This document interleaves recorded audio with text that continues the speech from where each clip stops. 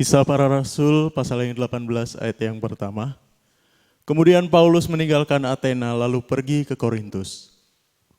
Di Korintus ia berjumpa dengan seorang Yahudi bernama Aquila yang berasal dari Pontus. Ia baru datang dari Italia dengan Priscilla istrinya karena Kaisar Claudius telah memerintahkan supaya semua orang Yahudi meninggalkan Roma. Dan Paulus singgah ke rumah mereka. Dan karena mereka melakukan pekerjaan yang sama, ia tinggal bersama-sama dengan mereka. Mereka bekerja bersama-sama karena mereka sama-sama tukang kemah. Dan setiap hari Sabat, Paulus berbicara dalam rumah ibadat dan berusaha meyakinkan orang-orang Yahudi dan orang-orang Yunani. Ketika Silas dan Timotius datang dari Makedonia, Paulus dengan sepenuhnya dapat memberitakan firman, di mana ia memberi kesaksian kepada orang-orang Yahudi bahwa Yesus adalah Mesias. Tetapi ketika orang-orang itu memusuhi dia dan menghujat, ia mengebaskan debu dari pakaiannya dan berkata kepada mereka, "Biarlah darahmu tertumpah ke atas kepalamu sendiri. Aku bersih, tidak bersalah, mulai dari sekarang aku akan pergi kepada bangsa-bangsa lain." Maka keluarlah ia dari situ lalu datang ke rumah seorang bernama Titius Justus, yang beribadah kepada Allah dan yang rumahnya berdampingan dengan rumah ibadat.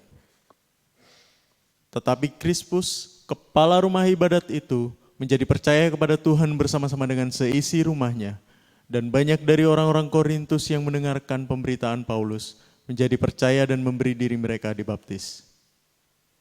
Pada suatu malam berfirmanlah Tuhan kepada Paulus di dalam suatu penglihatan, "Jangan takut, teruslah memberitakan firman dan jangan diam. Sebab aku menyertai engkau dan tidak ada seorang pun yang akan menjamah dan menganiaya engkau, sebab banyak umatku di kota ini." Maka tinggallah Paulus di situ selama 1 tahun 6 bulan dan ia mengajarkan firman Allah di tengah-tengah mereka. Akan tetapi setelah Galio menjadi gubernur di Akhaya, bangkitlah orang-orang Yahudi bersama-sama melawan Paulus, lalu membawa dia ke depan pengadilan. Kata mereka, "Ia ini berusaha meyakinkan orang untuk beribadah kepada Allah dengan jalan yang bertentangan dengan hukum Taurat." Ketika Paulus hendak mulai berbicara, berkatalah Galio kepada orang-orang Yahudi itu, "Hai orang-orang Yahudi, jika sekiranya dakwaanmu mengenai suatu pelanggaran atau kejahatan, sudahlah sepatutnya aku menerima perkaramu. Tetapi kalau hal itu adalah perselisihan tentang perkataan atau nama atau hukum yang berlaku di antara kamu, maka hendaklah kamu sendiri mengurusnya. Aku tidak rela menjadi hakim atas perkara yang demikian." Lalu ia mengusir mereka dari ruang pengadilan. Maka orang itu semua menyerbu Sostenes, kepala rumah ibadat, lalu memukulinya di depan pengadilan itu, tetapi Galio sama sekali tidak menghiraukan hal itu. Paulus tinggal beberapa hari lagi di Korintus. Lalu ia minta diri kepada saudara-saudara di situ dan berlayar ke Syria. Sesudah ia mencukur rambutnya di Kengkrea karena ia telah bernazar. Priscilla dan Aquila menyertai dia. Lalu sampailah mereka di Efesus. Paulus meninggalkan Priscilla dan Aquila di situ. Ia sendiri masuk ke rumah ibadat dan berbicara dengan orang-orang Yahudi. Mereka minta kepadanya untuk tinggal lebih lama di situ, tetapi ia tidak mengabulkannya. Ia minta diri dan berkata, "Aku akan kembali kepada kamu jika Allah menghendakinya." Lalu bertolaklah ia dari Efesus. Ia sampai di Kaisarea dan setelah naik ke darat dan memberi salam kepada jemaat, ia berangkat ke Antiokhia. Setelah beberapa hari lamanya ia tinggal di situ, ia berangkat pula, lalu menjelajahi seluruh tanah Galatia dan Frigia untuk meneguhkan hati semua murid. Sementara itu datanglah ke Efesus seorang Yahudi bernama Apolos, yang berasal dari Alexandria. Ia seorang yang fasih berbicara dan sangat mahir dalam soal-soal kitab suci. Ia telah menerima pengajaran dalam jalan Tuhan. Dengan bersemangat ia berbicara dan dengan teliti ia mengajar tentang Yesus. Tetapi ia hanya mengetahui baptisan Yohanes.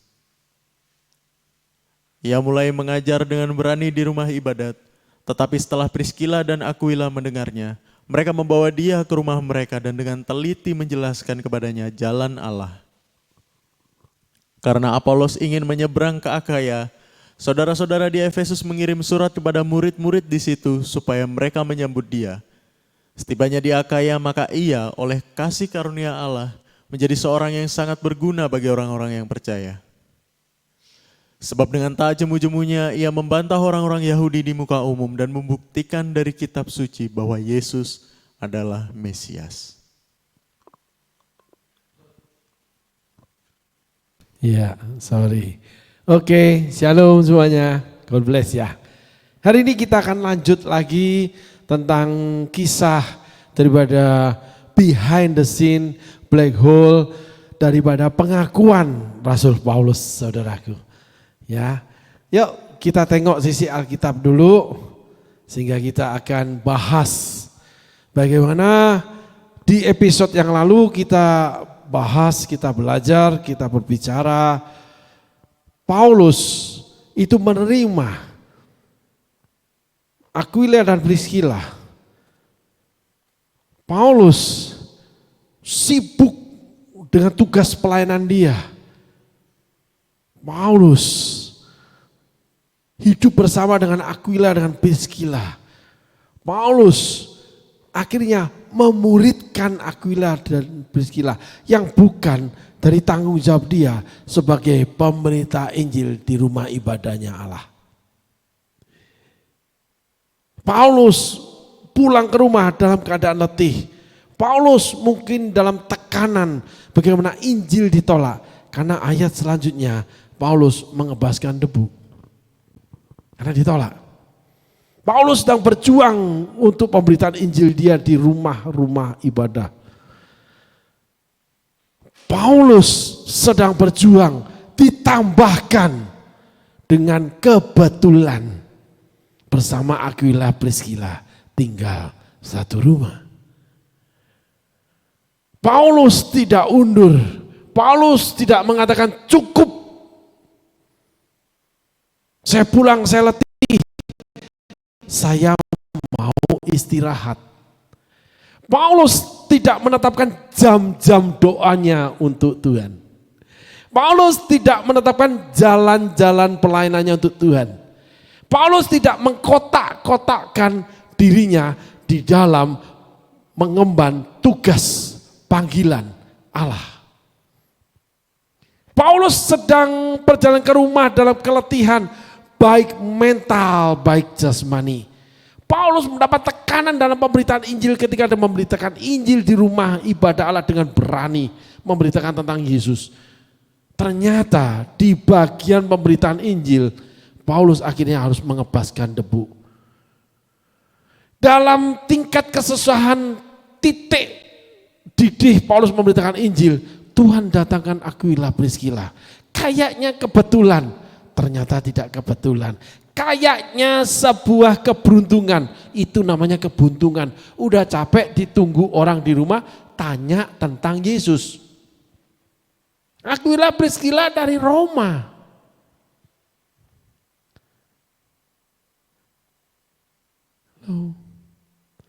Di dalam titik kejenuhan kita, Tuhan malah tambahkan beban kita.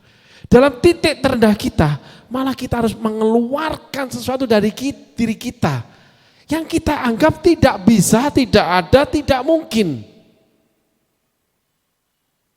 Di dalam keadaan normal kita bicara bahwa tiada yang mustahil bagi Allah.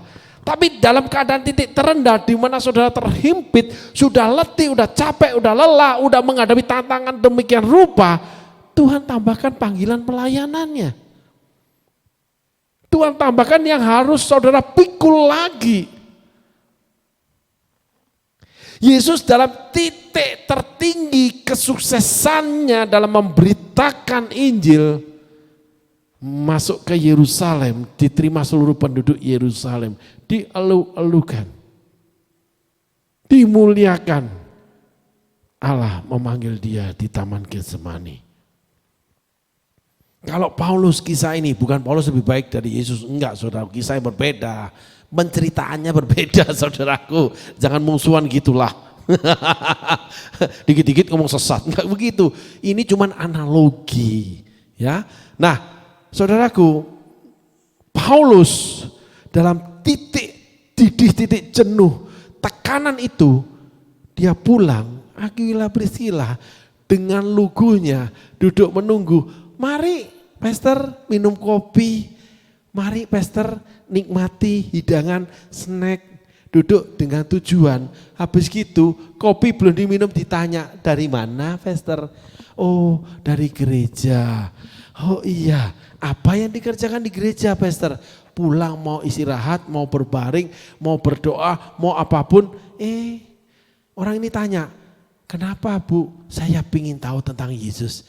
Kenapa Pak? Kok saya pingin tahu ya apa yang dikerjakan pastor ya? Kayaknya pastor ini sibuk deh. Udah tahu sibuk masih tanya, mau tahu lagi. Saya dengar pastor di gereja lakukan ini, luar biasa ya Tuhan itu. Saya nggak ngerti loh kok bisa. Banyak teman mengatakan itu salah. Tapi saya ingin menerima dari pastor sendiri menceritakan kebenaran itu. Saya nggak percaya teman saya. Wih ini rasanya gua dituntut nih. Suruh action lagi di rumah nih. Katanya pastor kalau mendoakan tuh orang itu begini-begini. Kalau pastor bicara orang itu kok tahu pastor itu khotbah. Padahal sedikit banyak orang, banyak teman-teman bercerita pastor dari gunjingan, guyonan, dari gosip. Luar biasa. Dia ingin tahu, kebetulan satu rumah, kebetulan saya disuruh duduk minum kopi, makan snack. Seringkali terjadi seperti itu saudaraku. Di dalam beberapa saat yang lampau ketika saya menginjil, pulang ke rumah itu, ke rumah yang menerima pelayanan saya itu jam 10 malam saudaraku. Oh ya Pak Abraham, itu mandi air panasnya udah disediakan, itu hidangan sudah disediakan, udah mandi, habis mandi keluar dari kamar, hidangan sedang makan, saya itu kasih makan enak saudaraku. Habis itu keluar dari kamar mandi, habis itu lihat orang udah duduk nih di kursi nih, di ruang tamu. 5-6 orang.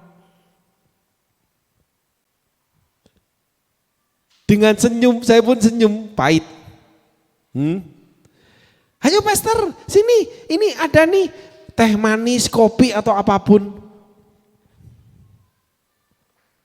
Habis makan kenyang, mari pastor. Itu, kalau enggak dibisikin, ada yang menunggu. Udah jam 10 malam saudaraku. Ada yang mau konseling. Ada yang mau didoakan, ngobrol, nangis, cerita masalah sampai jam 1, jam 2. Padahal tadi janji dijemput temen, jam 8 ya, jam 8 ya. Karena kita mau ke rumah sakit, kita gini. Di siang kita begini. Lumayan pulang jam 10, tidur jam 11, dapat waktu tidur cukup. Akhirnya ketemu jam 2. Nggak bisa tidur, jam 3 baru tidur. Jam 7 harus bangun, jam 8 harus sudah siap, dan sebagainya. Ini sudah lagi sedang susah, nggak punya duit, ada yang datang, pinjam duit, minta duit. Kebetulan duit tinggal segitu, mintanya ya segitu. Dia lebih butuh dari saya.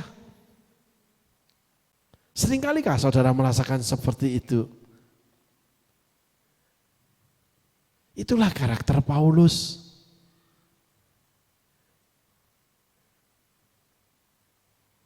Tetapi hasil daripada yang Paulus kerjakan ke Aquila Priscilla, kita tahu mereka menjadi guru yang mengajarkan, seorang guru besar yang mengajarkan jalan Allah. Guru besar itu mengajarkan jalan-jalan Tuhan. Ditambahkan Aquila Priscilla mengajarkan jalan Allah. Paulus tidak langsung kepada Apolos. Tuhan pakai tangan yang tidak berarti. Tuhan pakai alat yang enggak berarti untuk menjadikan yang berarti itu lebih lagi. Perhatikan ini saudaraku. Apolos seseorang fasih Taurat, seseorang berpendidikan tinggi, orang yang lulus sarjana menjadi profesor, guru besar dan sebagainya. Karena ditulis fasih Taurat, betul-betul dia fasih Taurat. Dia mengajarkan jalan-jalan Tuhan, dibaptis sama Yohanes. Tidak dipertemukan dengan Paulus. Tuhan datangkan Aquila, Priscilla. Aquila, Priscilla memiliki hati yang berani. Ketika saudara melayani seseorang sedang bermasalah, ketika masalahnya sudah diselesaikan Tuhan, dia menjadi pribadi yang berbeda. Tapi kita melayaninya sedang bermasalah. Coba bayangin, sedang bermasalah Paulus melayani yang namanya Aquila, Priscilla. Tapi menjadikan Aquila, Priscilla itu membuat Apolos, seorang guru besar, lebih lagi. Itulah yang mustahil. Ketika saudara sudah nggak mampu, ketika saudara merasa nggak ada, nggak bisa, Tuhan perhadapkan sesuatu yang saudara harus kerjakan. Ternyata hasilnya jauh lebih besar. Kalau boleh ngomong nyimpang dikit, yang dilayani di rumah ibadah itu sama Paulus berkali-kali menolak, nggak ada hasil. Yang besar khotbah di gereja nggak ada hasil. Bukan semua, enggak ya saudara, ini contoh saja. Tetapi yang datang di rumah yang tidak berarti, atau tetangga atau siapapun tidak berarti, ketika menerima kebenaran Injil, mendengarkan, ketika ngobrol, tiba-tiba dia menjadi berarti buat sebuah pelayanan. Ketika mereka bermasalah, mereka tidak berarti. Ketika mereka bermasalah keuangan, rumah tangga, keluarga, dan sebagainya. Mungkin orang-orang yang terhilang, orang-orang yang berdosa. Sebagai contoh perempuan Samaria. Orang yang kumpul kebo, akhirnya Yesus memenangkan Samaria. Banyak orang datang kepada Yesus oleh karena perempuan berdosa yang menceritakan tentang Yesus ketika dia bicara dengan Yesus. Orang berdosa yang dipakai bukan Petrus, bukan Yakobus, bukan 70 murid yang mengusir setan demi nama Yesus, tapi perempuan berdosa. Sehingga kita belajar ada ayat perbandingan. Kita belajar ketika perempuan mengurapi rambut Yesus dengan minyak narwastu yang mahal, yang menyeka kaki Yesus dengan rambutnya, dibandingkan dengan murid-murid yang meninggalkan segala sesuatunya mengikut Yesus. Yesus, kamu enggak menghargai pengorbanan kami. Yesus, kamu ternyata lebih memperhatikan yang baru meminyaki kepalamu. Sudah bertahun kami mengikut engkau. Yesus, kamu tidak setia. Kontekstual Alkitab enggak begitu, saudaraku. Saudaraku harus mengerti ini. Tiba-tiba murid-murid yang setia dibandingkan dengan perempuan ini. Saudara baca sendiri, pelajari. Yesus, kamu enggak adil. Yesus, kamu enggak mempertimbangkan jasa kami. Yesus, kamu enggak melihat lagi pengorbanan kami dengan orang yang baru, yang seperti ini, orang berdosa, orang yang miskin, orang enggak sekolah, kamu gini, kamu perlakukan dengan lebih, kamu anggap lebih daripada kami. Yesus, kamu enggak make sense. Yesus cuma ngomong, kamu yang enggak make sense. Karena perkataan Tuhan masuk akal. Yang kamu lakukan, kamu enggak memberi yang terbaik. Walaupun kamu murid-muridku. Perempuan ini memberikan terbaik. Walaupun dia sudah berdosa, dia sedang berdosa, dia belum jadi muridku. Ada sebuah kontekstual Alkitab yang paradok, berlawanan, yang antagonis, yang seakan-akan jahat tapi itulah kebenaran. Sebagai contoh paling mudah, kalau Allah mengasihi isi seluruh bumi ini, kalau begitu besar kasih Allah kepada manusia ini, kenapa manusia disediakan neraka? Kenapa neraka kok tidak cuma buat iblis dan setan-setan? Neraka itu siksaan luar biasa. Kenapa Allah tujukan pada kami juga? Kalau Allah mengasihi kami. Perhatikan saudaraku. Pemikiran Allah, pandangan Allah, pribadi Allah berbeda dengan kita. Kita yang harus menyamakan, kita harus menyetarakan, kita yang harus masuk kepada pribadi Allah. Bukan Allah melihat pribadi kita. Kita harus belajar pribadi Allah. Masuk ke dalam pribadi Allah. Sehingga kita disempurnakan seperti Yesus. Memiliki pribadi itu yang menyelubungi, yang mengubahkan, yang memberi warna dan sebagainya. Di mana pribadi kita itu kecil, hina, tidak berarti, dijadikan berarti. Yang tidak berarti dari dunia, diambil dan dipakai Allah untuk meniadakan yang berarti dari dunia. Yang hina dari dunia, diambil dan dipakai Allah untuk meniadakan yang berarti dari dunia. Halo. Yang bodoh dari dunia diambil dan dipakai Allah untuk meniadakan yang pandai dari dunia. Alkitab mencatat itu, saudaraku. Sehingga kita nggak boleh melihat orang lain itu underestimate. Kita nggak boleh melihat dosa orang lain. Yesus memenangkan Samaria dengan pakai perempuan orang berdosa yang kumpul kebo, bukan murid-muridnya. Yesus memuji-muji perempuan yang meminyaki rambutnya dan mengelap kakinya karena air mata perempuan itu. Muridnya merasa direndahkan, diprotes. Yang rasanya protesnya tidak berarti. Masa gara-gara minyak narwastu ngelap kaki aja kamu protes, kamu repot, kamu kepo. Seringkali ketika kita ditangani oleh Tuhan, ketika kita dilayani hamba Tuhan, ketika kita dilayani pelayan-pelayan Tuhan, kita merendahkan, underestimate, bahkan kita kepo menilai. Bahwa, ya enggak begitu dong. Kok aku direndahkan banget sih? Kamu itu apa? Kamu itu siapa? Lah aku ini apa dan siapa? Kok kamu berani melakukan itu sama aku? Itu seringkali terjadi. Pemberontakan di dalam gereja, pemberontakan bawahan terhadap atasan, jemaat dan gembala, staf pelayanan dengan gembala, staf pelayanan dengan leadernya. Karena mereka merasa direndahkan. Tapi Yesus caranya berbeda, enggak memakai kontekstual direndahkan, tapi diperbaharui, diubahkan. Bahwa perempuan ini aku pakai, aku puji. Kamu tidak melakukannya seperti perempuan ini lakukan. Yang kedua, di dalam pandanganku perempuan berdosa ini yang punya kemampuan memberitakan Injilku. Bukan kamu, hai murid-murid yang sudah ngusir setan. Seringkali orang yang di bawah kita atau di dalam pandangan underestimate kita, orang itu lebih rendah dari kita. Tapi kenapa Tuhan itu bekerja lebih terhadap orang itu? Memberkatinya, memakainya, dan sebagainya. Tiba-tiba dia muncul di gereja, tiba-tiba dia punya posisi. Tiba-tiba semua. Tidak ada yang kebetulan, bukan keberuntungan. Bukan keuntungan, bukan kebuntungan. Tapi itulah prosesinya Allah. Tapi setelah itu perempuan Samaria itu tidak tercatat lagi. Murid-murid dicatat terus. Setiap orang diberikan gift sama Tuhan. Paulus menghargai gift-nya. Di mana yang besar khotbah di ibadah di rumah Allah. Tapi dia melakukan sungguh-sungguh memuridkan Aquila Priscilla.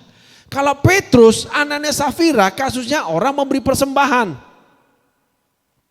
Lalu ada pengikut namanya Yusuf yang akhirnya menjadi Barnabas. Yang membawa Paulus di Antioquia untuk mengajar. Sebuah karakter yang berbeda. Petrus melayani dengan 5.000 orang. Dibaptis. Petrus dengan jemaat yang sebelumnya Yesus melayani mereka. Petrus menjadi sokok guru jemaat. Paulus terpanting-panting, tertatih-tatih, lari sana lari sini, masuk penjara, keluar penjara. Cuma memuridkan person to person. Tidak dalam borongan, tidak grosir ribuan orang. Petrus jalan, bayangannya menyembuhkan orang sakit. Bagaimana orang mengagumi Allah, mereka menjadi pengikut Kristus. Paulus tidak, man to man.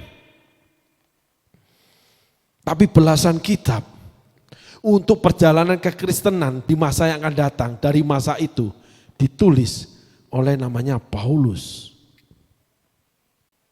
Ada gift-gift khusus Tuhan sediakan kepada setiap orang. Sehingga kita nggak boleh underestimate saudaraku. Kita nggak boleh merendahkan satu sama lain. Kita juga nggak perlu merendahkan diri yang tidak perlu. Siapapun orang kita hadapi, semua sama di hadapan Tuhan. Kalau kita mau mengakui bahwa semua kemampuan dari Tuhan, kenapa kita tidak memandang semua orang yang diberikan kemampuan yang berbeda itu sama di hadapan kita? Kalau terhadap golongan ini saya lakukan ini, kalau dari ekonomi ini saya lakukan ini, kalau ngundang ini harus begini. Itulah namanya penyakit di dalam pelayanan. Ada perbedaan. Karena kalau hamba Tuhan ini pengikutnya banyak, kalau ini nggak ada pengikut.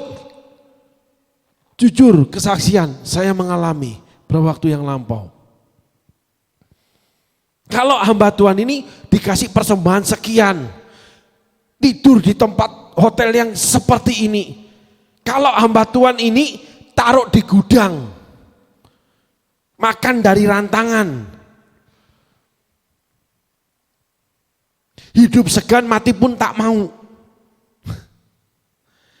Hadir tidak hadir tidak ada yang cari.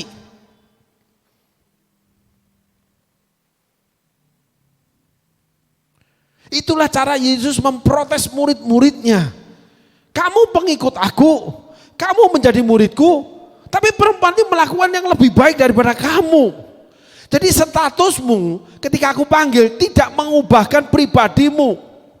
Statusmu tidak mengubahkan pandanganku untuk kamu. Apa yang kamu lakukan itu yang aku pandang. Aku tidak pernah memandang hina setiap orang.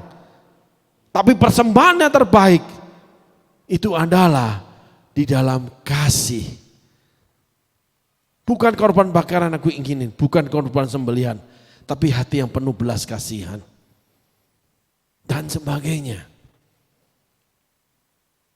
Murid-murid itu kalau boleh saya gambarkan, itu melongo saudaraku. Enggak nyangka Yesus melakukan itu. Dibuat pembanding. Murid-murid nggak nyangka kalau Samaria dimenangkan oleh orang perempuan yang kumpul kebo yang kelima laki-lakinya. Banyak hal keinginan Yesus yang kita tidak pernah menyangka. Banyak hal pandangan-pandangan Yesus yang kita tidak mengerti.